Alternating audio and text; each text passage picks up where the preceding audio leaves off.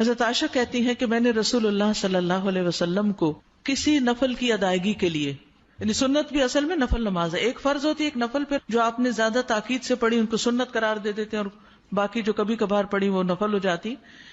کسی نفل کی ادائیگی کے لیے اتنی جلدی کرتے نہیں دیکھا جتنی جلدی آپ نماز فجر سے پہلے 2 رکعتوں کے لیے کرتے تھے. جلدی پڑھتے نہیں تھے، یعنی اس کی ادائیگی کے لیے آپ فکر کرتے تھے.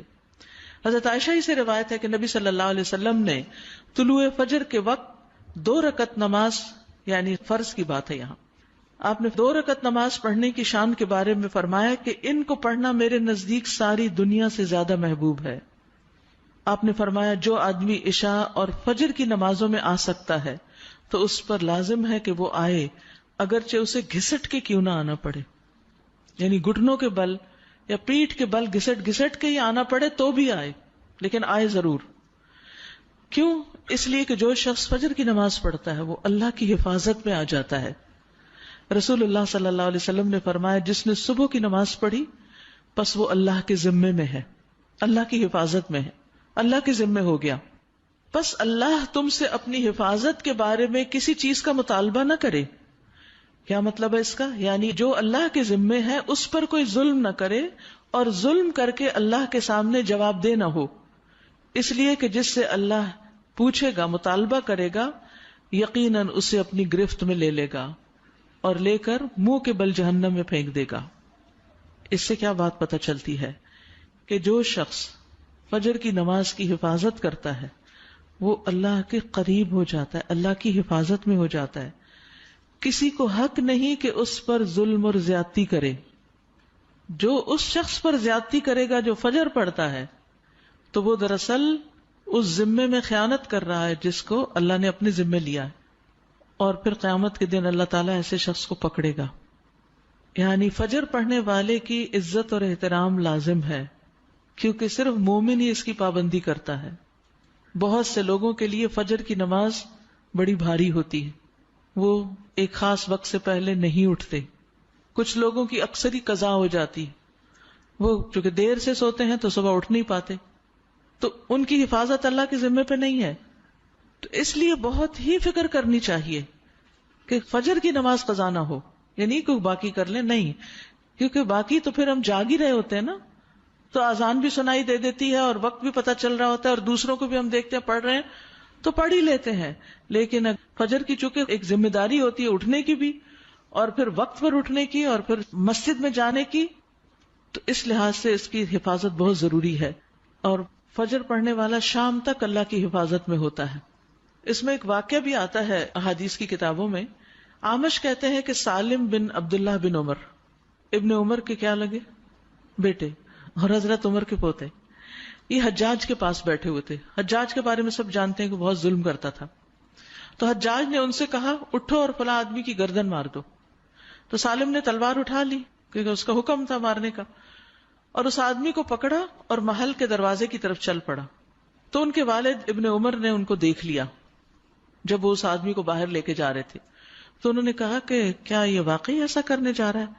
انہوں نے 2-3 بار یہ بات دہرائی.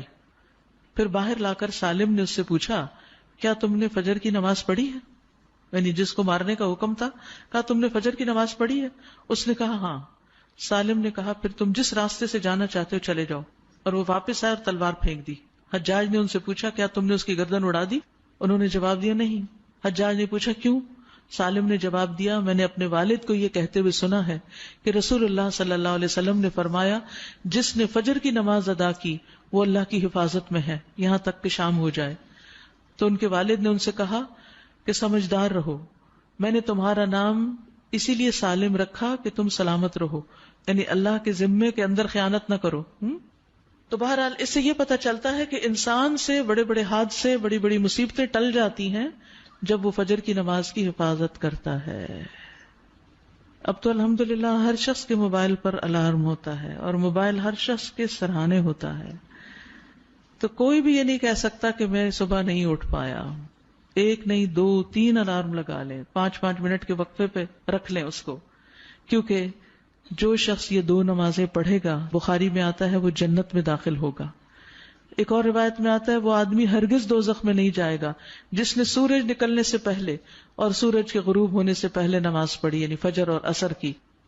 اور پھر آپ نے فرمایا ان نمازوں میں سستی نہ کرو اگر تم اللہ کا دیدار کرنا چاہتے ہو، اس طرح کہ جیسے تم 14ویں کے چاند کو دیکھتے ہو اور تمہیں کوئی دھکم پیل کا بھی واسطہ نہیں پڑے گا. یعنی جو ان نمازوں کی حفاظت کرتا ہے وہ اللہ کے دیدار کے قابل ہوگا.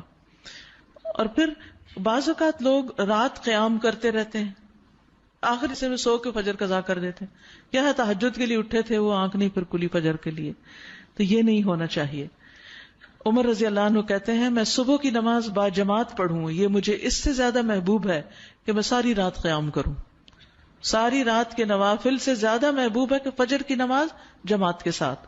ہاں منافق پر فجر کی نماز بھاری ہوتی ہے، تو منافقت سے نکلنے کے لیے، نفاق سے نکلنے کے لیے اس نماز کی پابندی ضروری ہے.